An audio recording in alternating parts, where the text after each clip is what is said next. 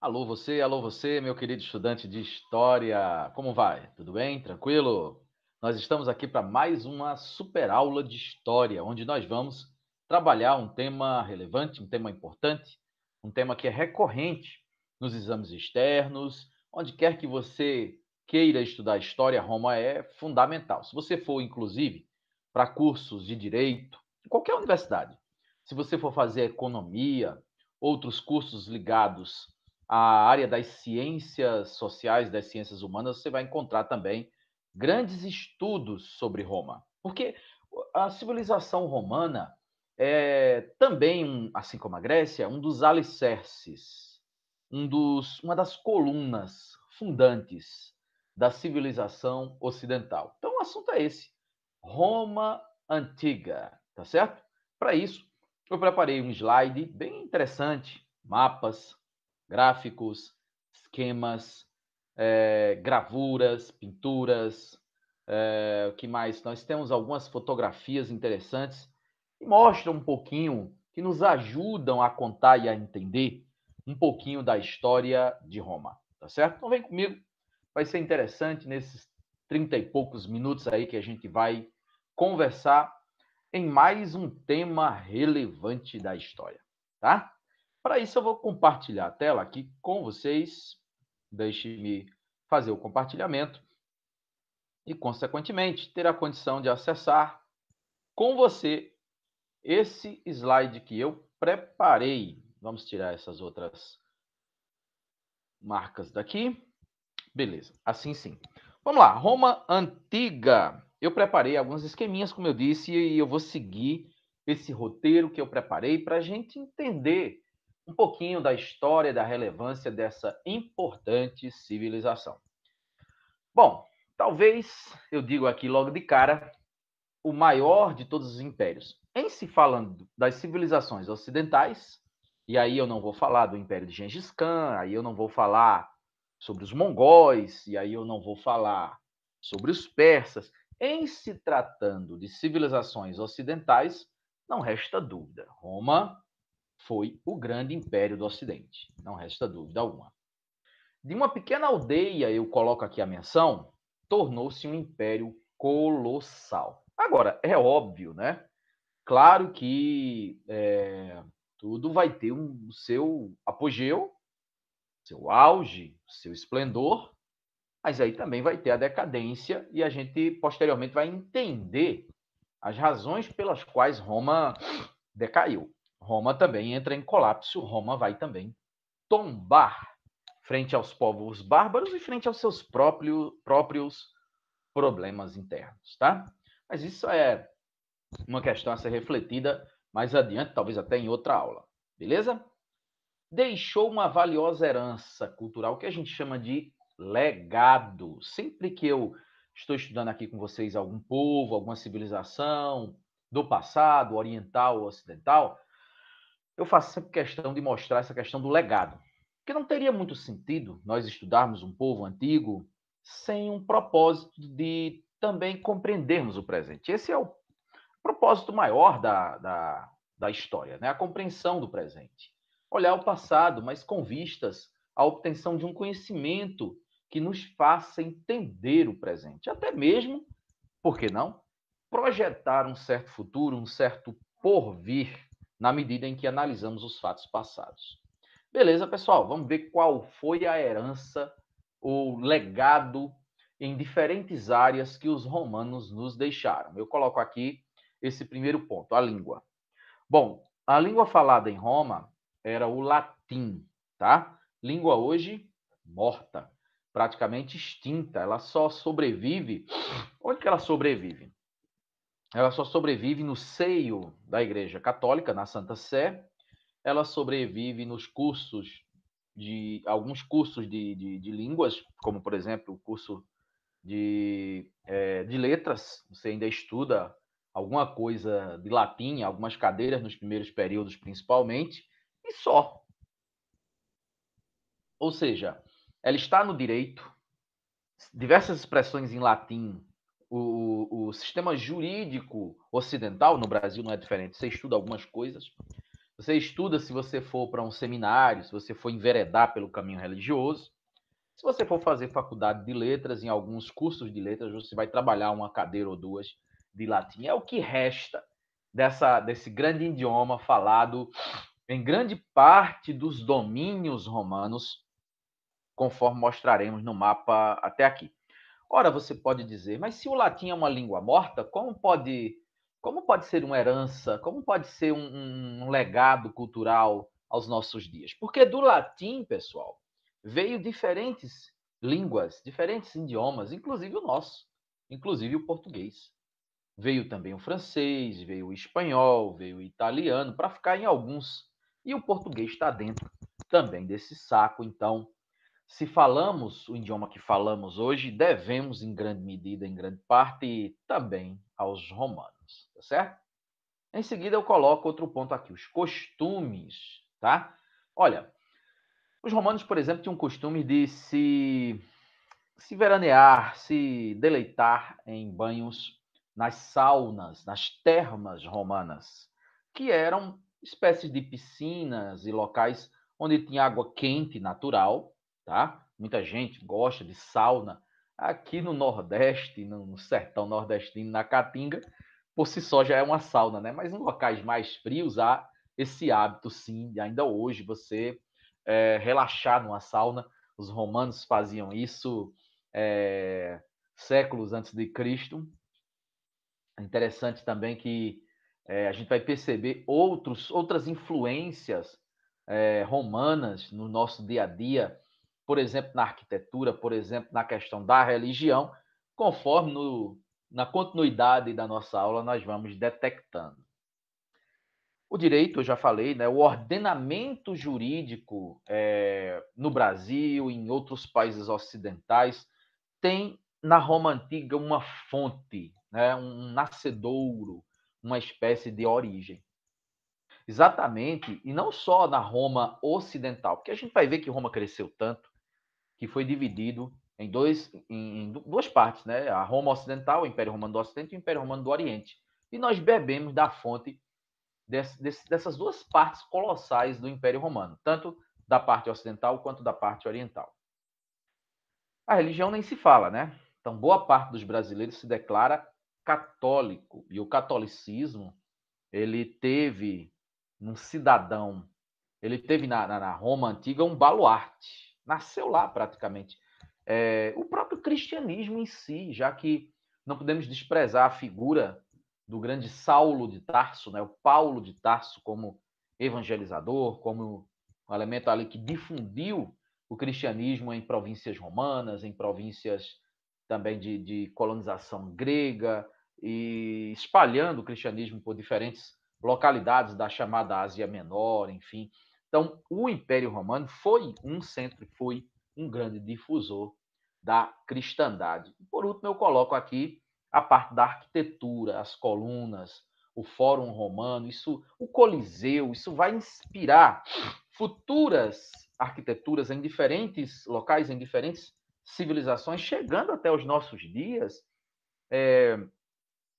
de forma assim muito presente. Eu vou dar um exemplo a você. Até por volta de 1930, Copa do Mundo, a Copa do Mundo Copa do Mundo de Futebol, né, em 1930, ela foi disputada no Uruguai e a construção do Estado Nacional Montevidéu teve também como base, como princípio assim inspirador o Coliseu Romano, tá? O Coliseu Romano que é datado do século I da era cristã. Foi inaugurado ali por volta do ano 68, 70, acho que na época do imperador Vespasiano ou do imperador Tito, num dos dois. Então, veja quantos séculos depois, já em 1930, a arquitetura romana, com seus aquedutos também, ainda inspirava mundo afora a parte da construção civil, da arquitetura. É realmente um legado gigantesco, né? Um legado colossal que, como disse, ainda hoje se faz presente sem muito esforço, a gente percebe. A arte nem poderia também esquecer, né? Quantos poetas, quantos filósofos, na parte da literatura, né? nós poderíamos citar até o próprio imperador Marcos Aurélio, né, tido como imperador, filósofo, isso sem falar nos grandes pensadores, Sêneca, para ficar assim, eu particularmente gosto bastante. Então, é muito grande a herança, são muitas as variantes das contribuições dos romanos. Por que essa contribuição tão grande? Porque isso se faz presente nos nossos dias? Primeiro, porque Roma dominou a Península Ibérica. Né? Os ibéricos foram dominados, foram uma possessão romana durante muitos anos. No caso de Portugal, o condado portucalense. Tá? Então, é óbvio que a cultura romana por lá esteve, por lá permaneceu durante séculos. E claro que mesmo Portugal, nascendo como país ali no século XIV, aproximadamente, a dinastia dos Avis, né?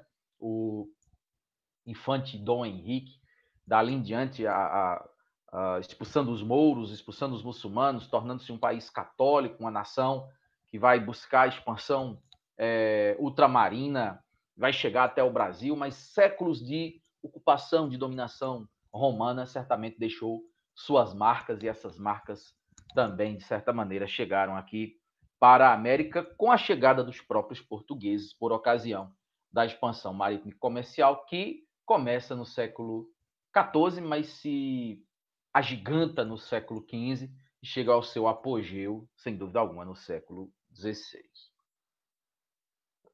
Bom, nesse mapa, nesse planisfério, eu já localizo de imediato a chamada Península Itálica, berço da civilização romana. Claro que fica na Europa Ocidental, banhado ali pelo mar Mediterrâneo.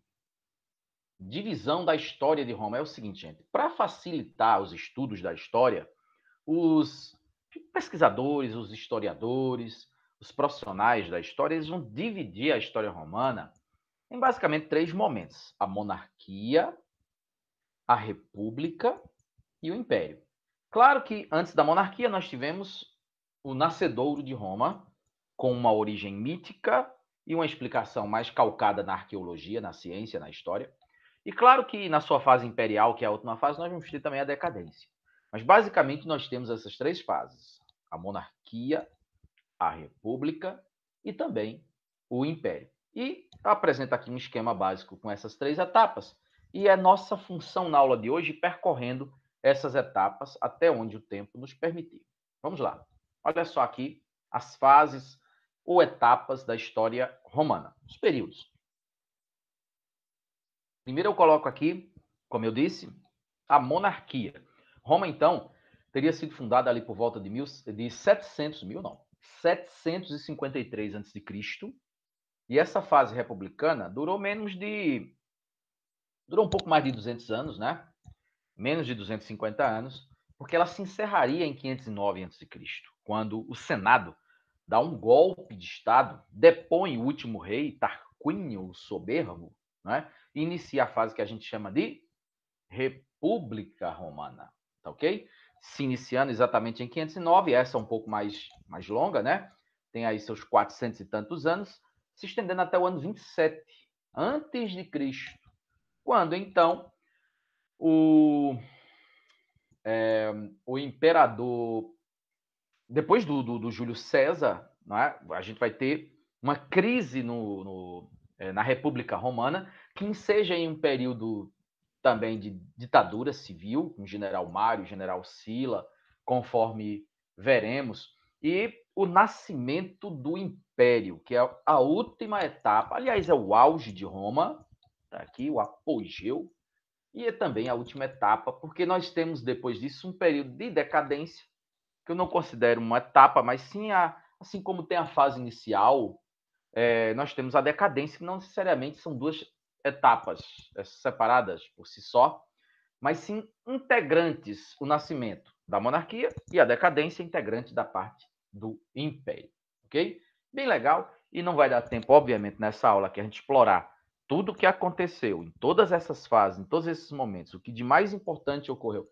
Mas é claro que a gente vai dividir esse momento em 2 aulas também. Nessa primeira etapa, vamos até onde o tempo nos permitir que a gente vá.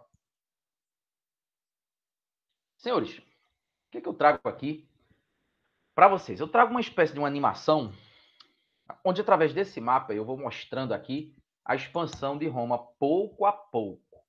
Primeiro, a gente visualiza o que os romanos chamavam de Mare Nostrum. O Mare Nostrum era a expressão utilizada para designar o mar Mediterrâneo, aqui visualizado nessa imagem. E nessa imagem eu também consigo visualizar, nessa parte vermelhinha ao centro, a Península Itálica. Ao sul tinham os gregos colonizaram a chamada Magna Grécia. Você nota que o mapa da Itália, daqui a pouco eu mostro outro mapa, ele tem um formato de uma bota, tá certo? Tem inclusive o calcanhar, tem inclusive a ponta da bota, onde você, né, coloca o pé. E é um mapa bem curioso, né? E é lá onde vai se desenvolver essa civilização. Pouco a pouco, e eu falo sobre a origem de Roma já já, Roma vai se estabelecendo, crescendo e vai também se expandindo, vai dominando as cercanias. Veja que nessa animação, aqui a Península Itálica já está completamente romanizada, né? Ou ocupada, né? Digamos assim. Olha só. Norte da Península Itálica, né? Olha só.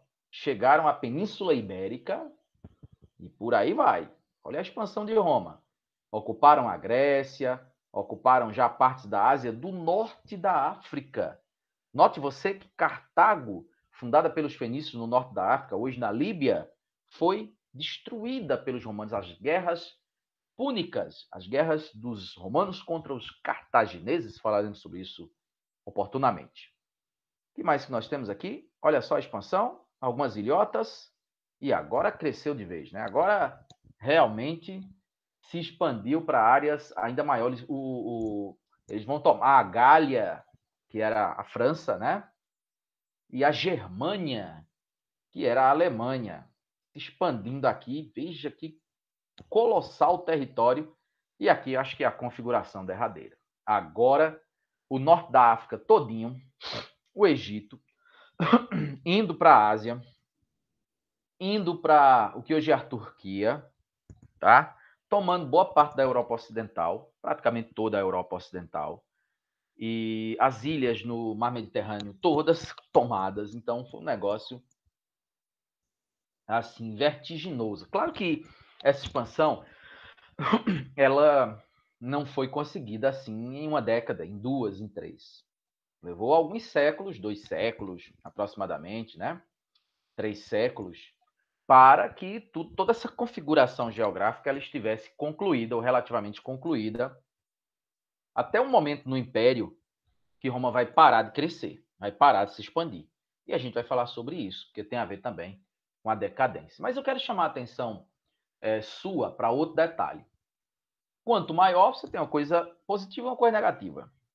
Quanto maior, como a gente vê aqui, o gigantismo de Roma, terras em 3 continentes ao mesmo tempo, África, Europa e partes da Ásia. Quanto maior, mais poderoso, mais rico, porque Roma absorvia as riquezas das regiões conquistadas, logicamente. Mas também, por outro lado, quanto maior, mais difícil de se administrar.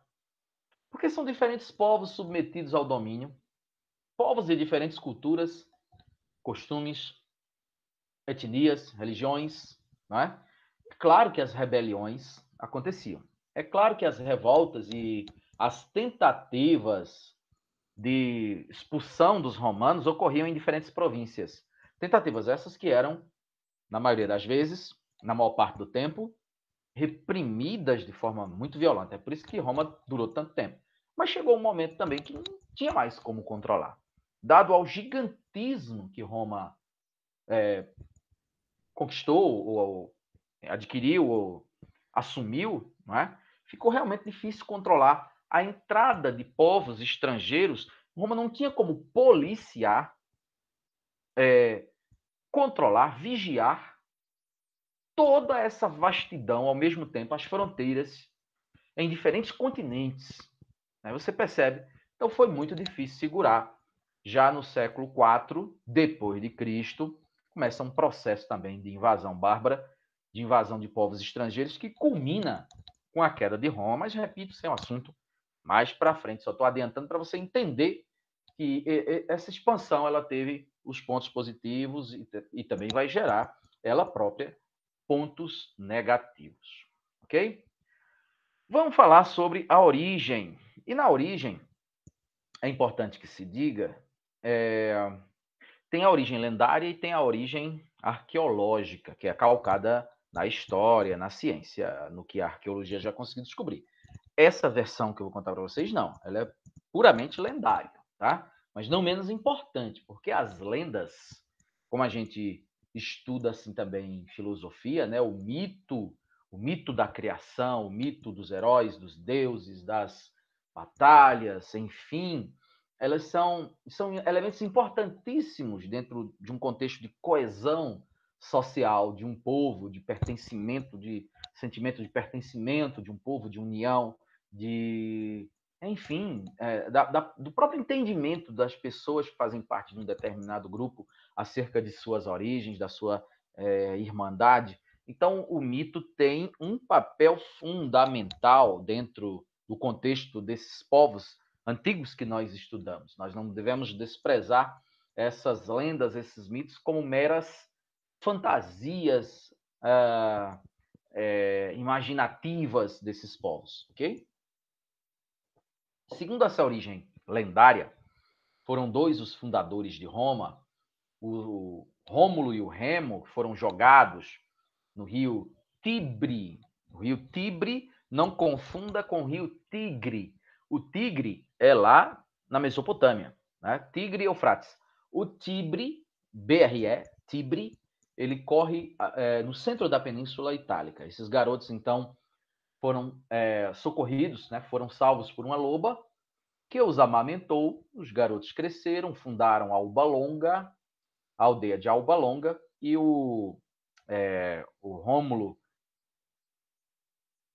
ele mata seu irmão Remo, se torna o primeiro rei, e daí o nome Roma, né, em alusão ao primeiro rei, Rômulo Augustus. Coincidentemente, o último imperador romano, em 476 da era cristã, chamou-se também Rômulo Augustus, né, deposto o Odoacro, né, o rei dos Érolos, um povo de origem asiática que invadiu o Império Romano, mas não foi o único povo a invadir o Império Romano. Ele invadiu a capital e destituiu o Rômulo Augusto do poder. Bom, aí tinha essa ideia de que, eu vou até fazer a leitura com vocês, né? Ó, segundo a mitologia, Rômulo e Remo eram dois irmãos gêmeos, filhos de Marte e Réia Silvia, descendentes de Enéas, que tinha sido amamentados por uma loba. Rômulo, então, foi o fundador da cidade de Roma, e Enéas teria também vindo lá da Grécia. Então, haveria toda uma ligação, pelo menos lendária e mitológica, de que os romanos eram uma espécie de herdeiros dos sábios gregos, né, dos pensadores, dos filósofos gregos, que outrora tinha atingido seu apogeu em outro momento, né, Atenas, Esparta e todas as outras cidades gregas. Essa fundação mítica teria ocorrido em 753 a.C., sendo essa data, inclusive, sendo celebrada nessa data o aniversário, né, da fundação de Roma. Agora, do ponto de vista histórico, arqueológico, científico, o que é que os historiadores, que os arqueólogos já conseguiram levantar em termos de informação, de descoberta mesmo, concreta, acerca da civilização romana? É o seguinte, eles entendem que a península ela começa a ser povoada ali por volta do ano 1000 a.C., e diferentes povos habitavam essa península, a Península Itálica. Os latinos, sabinos, os etruscos, os gauleses, os gregos no sul, tá? E que um povo em específico, esse que está ao centro da Península Itálica, e no caso os etruscos, teriam sido os responsáveis realmente pela fundação da aldeia que deu origem a Roma, sendo, acho que os 5 primeiros reis de Roma, todos etruscos, tá? Todos oriundos desse povo que habitava o centro da Península Itálica, povo chamado etrusco. E essa região era chamada de Etrúria, ok? Bom, temos então o início da fase monárquica, que dura, como eu disse, 200 e poucos anos, tendo início em 753, indo até 509 a.C. E nessa fase monárquica, eu trago aqui o panorama, principalmente o panorama político e social, tá? Como é que Roma se estabelecia dentro do panorama político e social, sobretudo, e também religioso. Vamos lá. Primeiro, o rei, né? Esse rei, ele não era só rei, só chefe do poder executivo, só aquele que comanda, que dirige, que administra Roma.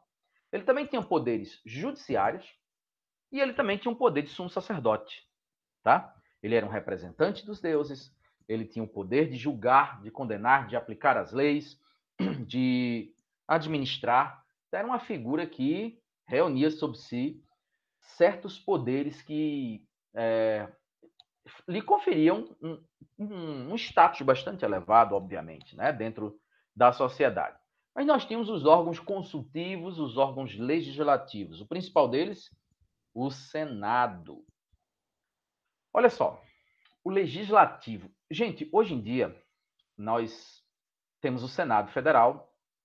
Os Estados Unidos também tem, boa parte dos países ocidentais tem o Senado como órgão legislativo. Isso é herança romana.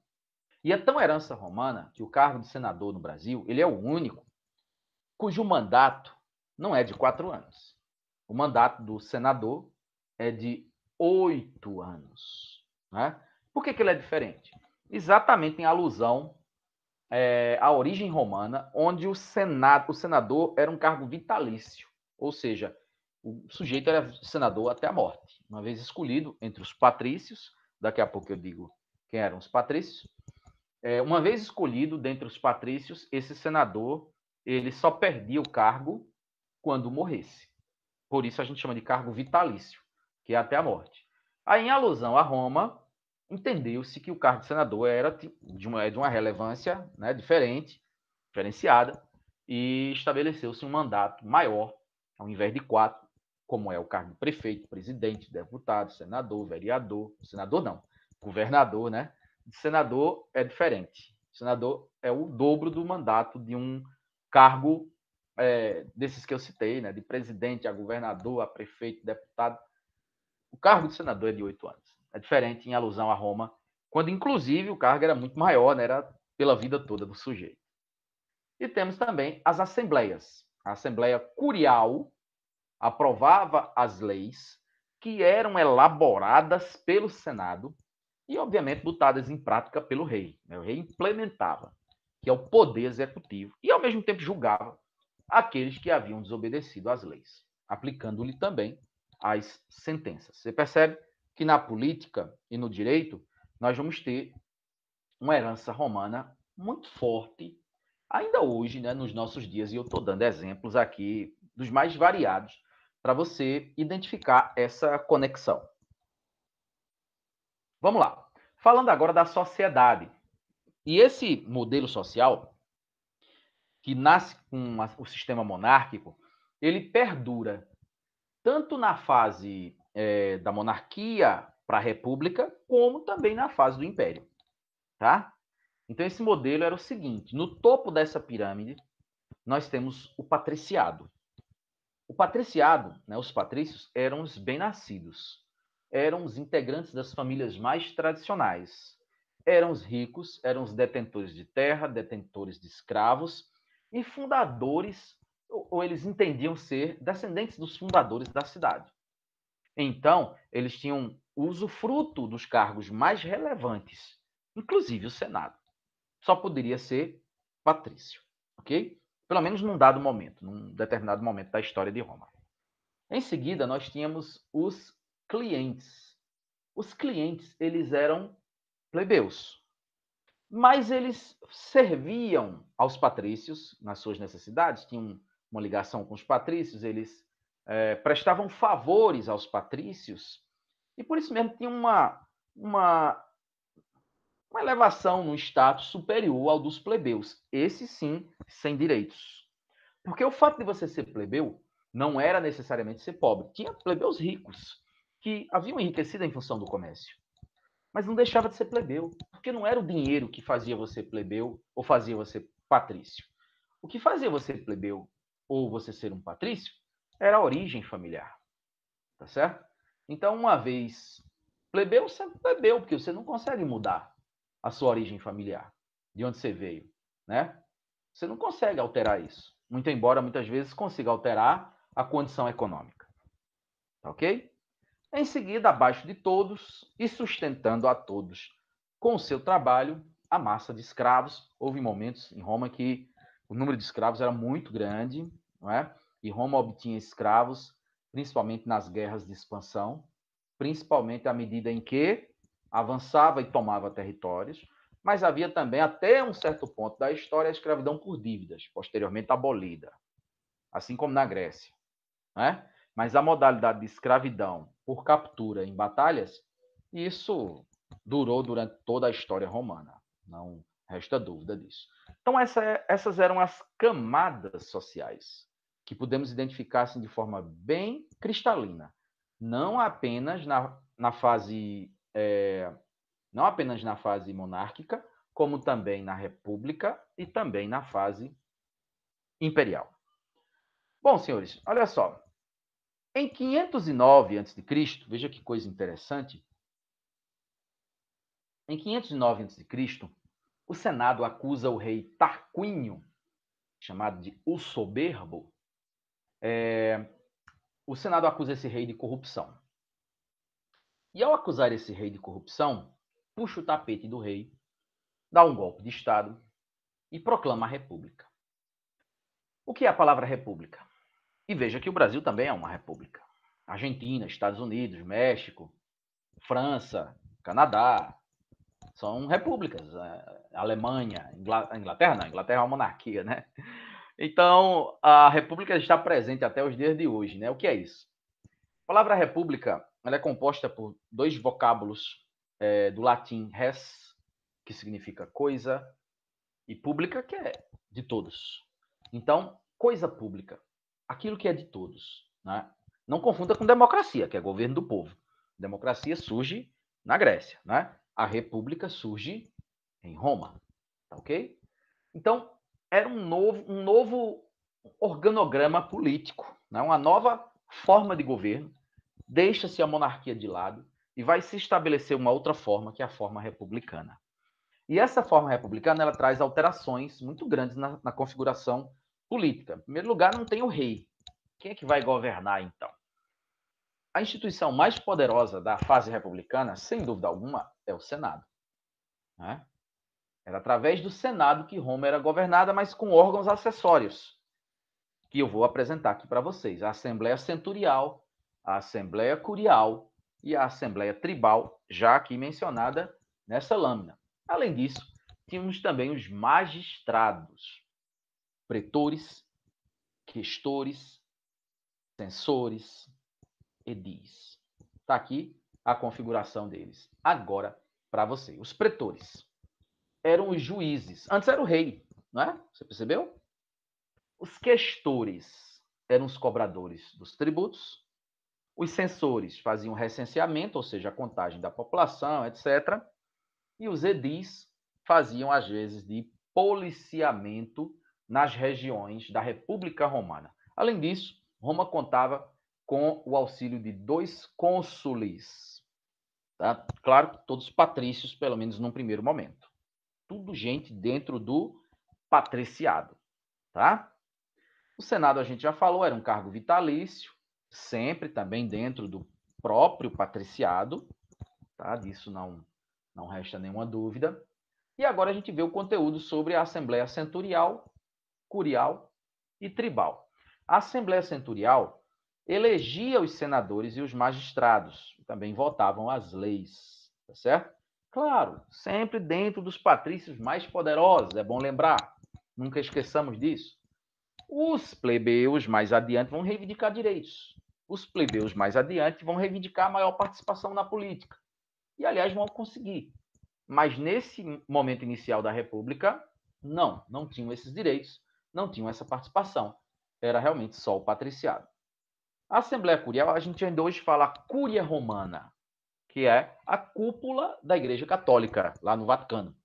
Então, isso nasce exatamente na Roma republicana, quando os sacerdotes, os principais sacerdotes, eles se reuniam em conclaves, né, para as designações espirituais acerca da orientação doutrinária, né, do rebanho, etc.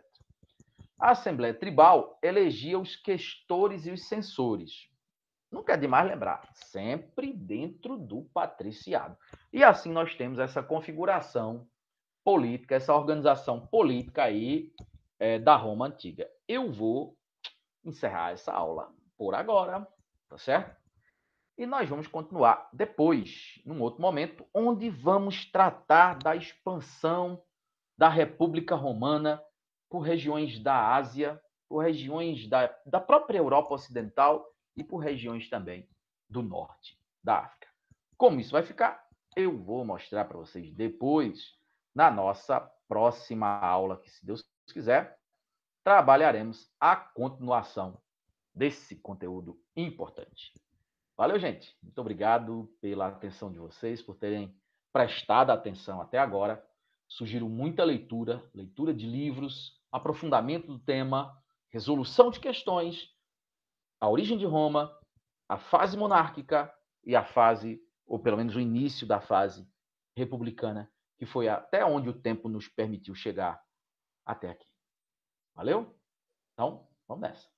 Tchau e até a próxima.